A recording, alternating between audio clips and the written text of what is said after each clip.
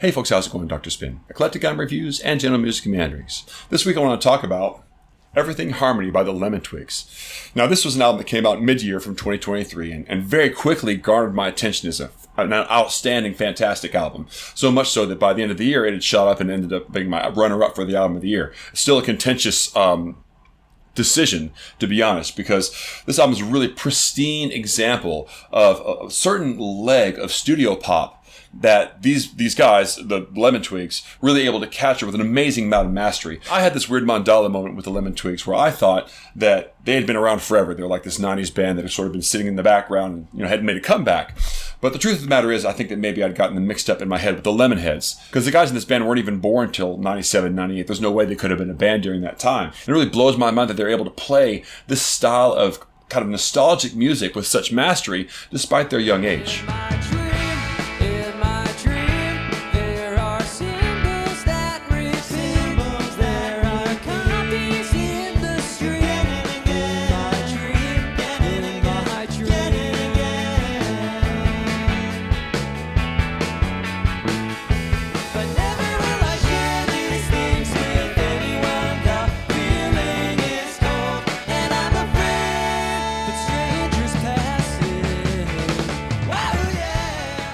Now, part of that comes from the fact that they come from a very musical family and were instilled with love of the Beatles very early on in life, and also had some stage experience in Broadway musicals. So they'd always been in and around music, and they grew up as multi-instrumentalists and vocalists, both of them. Now, Everything Harmony is their fourth album, but the band has made a reputation for themselves as producers and collaborators in lots of other projects. They played on Wise Blood's Titanic Rising, and also have kind of cultivated a relationship with, of all people, Todd Rundgren. And there's a real, I think, connection between what Todd Rundgren had done in the late 70s with his kind of experimental pop approach.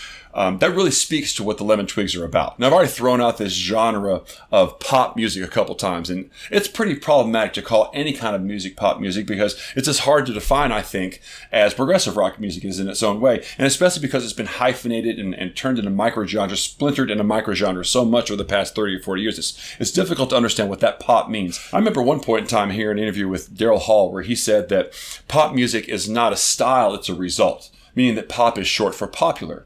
And there's some merit to that idea, but it becomes problematic when you start talking about these pop-adjacent, genres like synth pop or power pop or indie pop that clearly have never really gotten widespread appeal, but still somehow are able to carry that label. So for me personally, pop music is any kind of style of music that can be very clearly traced back to the Beatles, especially their late period, when the Beatles sort of retreated from playing live and went to the studio and became increasingly experimental and challenged the ideas of what was acceptable in popular music. They made some innovations in the studio and made some innovations harmonically, I think, in music that have played out over the past 30 to 40 years that distinguish it from popular music before then. There was always popular music before then, but you're talking about things like rock and roll and Tin Pan Alley, and these things have very clear stylistic boundaries around them. And I think that their innovations sort of distinguished them from the popular music that preceded them. The sort of richly inventive rock music really became, to me, the starting point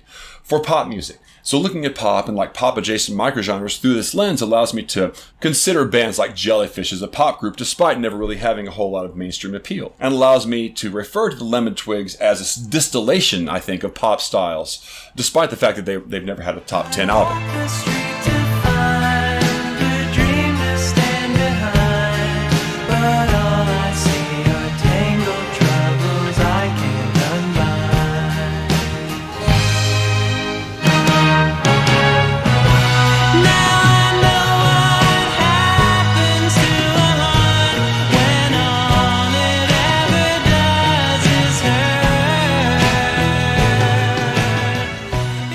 And so I mentioned Jellyfish a second ago, and although the Lemon Twigs don't perform the same kind of dandy pop psychedelia that you heard Jellyfish doing in the early 90s, there is enough stylistic overlap that, the comparisons are there. Fans of Jellyfish will probably like the Lemon Twigs. And most obviously, I think, between the two, there's a common interest in this Beatles-derived songwriting that we're talking about. But whereas Jellyfish kind of took a path through things like Queen and XTC and Big Star, the Lemon Twigs, they do that, they include that. But they also flow very readily through more pastoral pop styles like Simon and Garfunkel and the Beach Boys and, Sweet and Air Supply, and other sort of softer rock styles that we now kind of retrospectively call yacht rock. Now, the variety of influences here are really important because there is an element of nostalgia to what the Lemon Twigs are doing in this album, but it doesn't really ever get fully into being like this sort of algorithm rock where they're talking about where they're finding one style, one project, and really trying to focus on copying that very clearly. Instead, there's 4 or 5 things that play at all times, and anytime I think you hear a band, even if they have some derivative aspects, if you hear more than 3 influences in a given time, I think that really the band's trying to consolidate and do something original, because nothing comes from nowhere. Now, these breadth of these influences I think are kind of important, because even though we're talking a lot about these 70s and late 60s, early 70s influences for the Lemon Twigs, there's also acknowledgement that the 90s happened. There's some power pop tracks in here that would be very comfortable coming out in 1996, 1997. And while those are also outstanding examples of music in that style, sometimes they feel a little bit incongruous with the album when you have these fantastic songs like Any Time of Day, and then you follow it up with What You Were Doing. It's a great song with a really great coda form to it and an outro guitar solo that's really, really kind of welcome at that point. It still feels a little bit incongruous whenever you put it alongside all these other sedate styles of pop. Now, it might seem a little bit like that I'm overemphasizing this derivative side, and I want to make sure that I'm clear about this. I don't think that they're necessarily trying to be derivative as much as deferential. It feels more like them than the artists that they're trying to imitate. And besides, if in all good conscience you can compare any band favorably to somebody like Simon and Garfunkel or Pet Sounds era, Brian Wilson writing, you're still putting that group in extremely good company. When you hear midnight 'neath the moon and stars fight, you're only hearing a reflection. And when you hold my hand and you tell me who I am, I'll find my heart's connection.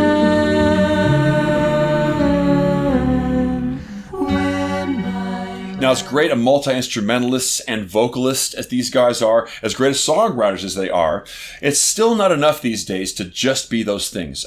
Geddy Lee once talked about his experience in the pre-digital audio workstation environment, where you'd have the engineers and the producers, and those guys had the microphones, and they would point the microphones at the musicians, and the musicians would play, and magic would happen. These days, you have to be not only a great player and not only a great writer, but you also have to be a great producer too. And that's another thing that the Lemon Twigs really have going on in this album. The contemporary musician doesn't have the luxury of being able to divide and conquer their skills. You've got to be able to kind of do it all. And their appreciation and their ear for studio pop, I think, harkens back to their upbringing, but also to a degree, I think, has been cultivated with their relationship and the rapport they've had with Todd Rundgren, who really is a master producer in his own right on this style of music, and was there on the ground floor when a lot of it was being developed. The production is intricate and it's florid, but it's also spacious, and the quality of sounds that they use really harken back to the great sounds of the studio orchestras of the 70s. But there really is, however, very little studio flash or trickery. The production here is to support the songs and the playing that's there, and the guys can play. The sound of human hands is super apparent. They're multi-instrumentalists. They trade instruments constantly on the album, and each of them kind of has their own style on the various instruments that they play on. So it gives them a lot of diversity, but still gives them a cohesion and a very focused vision on what their end product is going to sound like. The collective voice that they have speaks through their instruments in a very coherent and energetic way, and their actual physical voices are just tear-jerkingly emotive. Every day is the worst day of my life, the worst day of my life. Every day is the worst day of my life, the worst day of my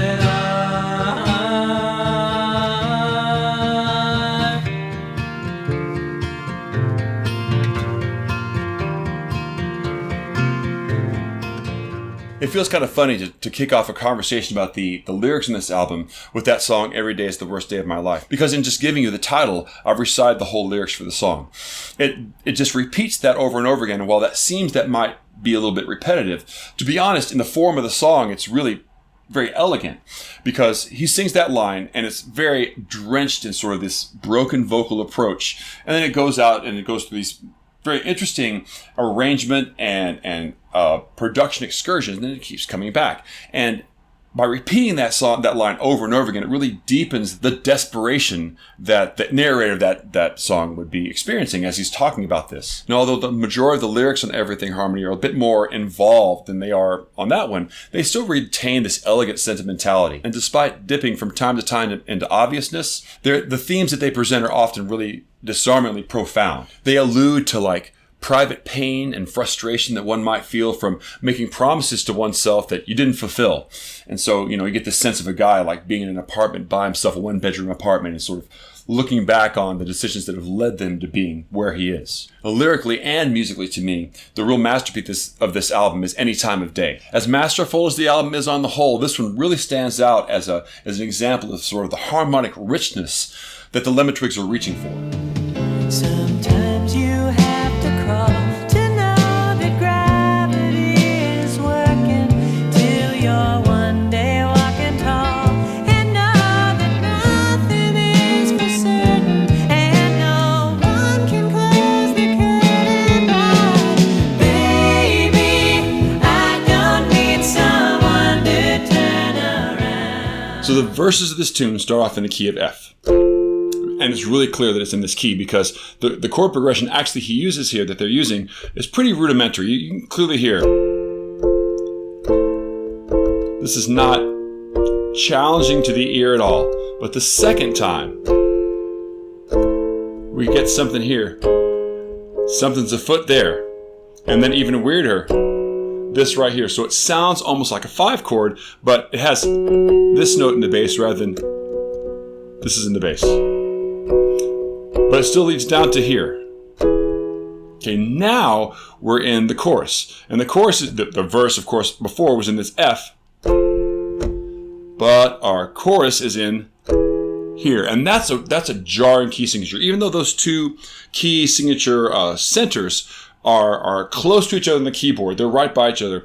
Harmonically, they're actually pretty far apart. A half step is a jarring modulation to make without those chords that they put in between to make it more smooth. Now that we're in the key of E, another pretty straightforward chord progression. And this one stays the same both times.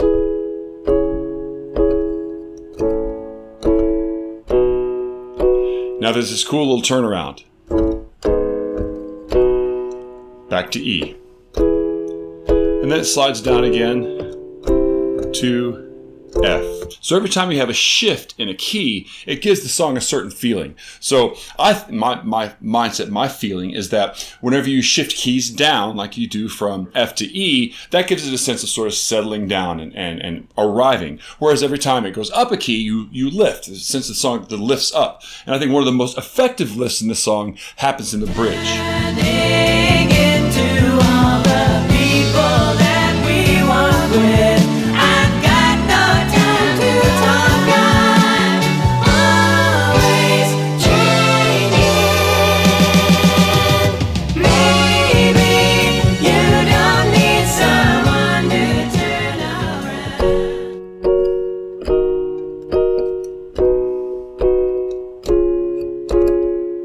Now we're in F sharp, which is a half step up from the verses that we were playing before, but it's the material is actually from the chorus, and it's a whole step up from the chorus. So this last lift, this last key change gives the outro of this song a huge amount of emotive energy that they just build on until the end of the song. It's quite brilliant, actually. So in short, I think that this Lemon Twigs album is a masterpiece. It's amazing. And despite having a little bit of unevenness stylistically, it's certainly no unevenness in quality throughout and in level of overall engagement. I can't think of a more musical album to suggest use than Everything Harmony, but that's all I'm going to say about it for now. So if you like this video, like and subscribe, share it out with your friends. Follow me over on Spotify. I've got tracks up from all these. I'll be putting one of these up on that master list. And if you want to get involved in my top 20 of 2024 Viewers' Choice list, please sign up for my Patreon below.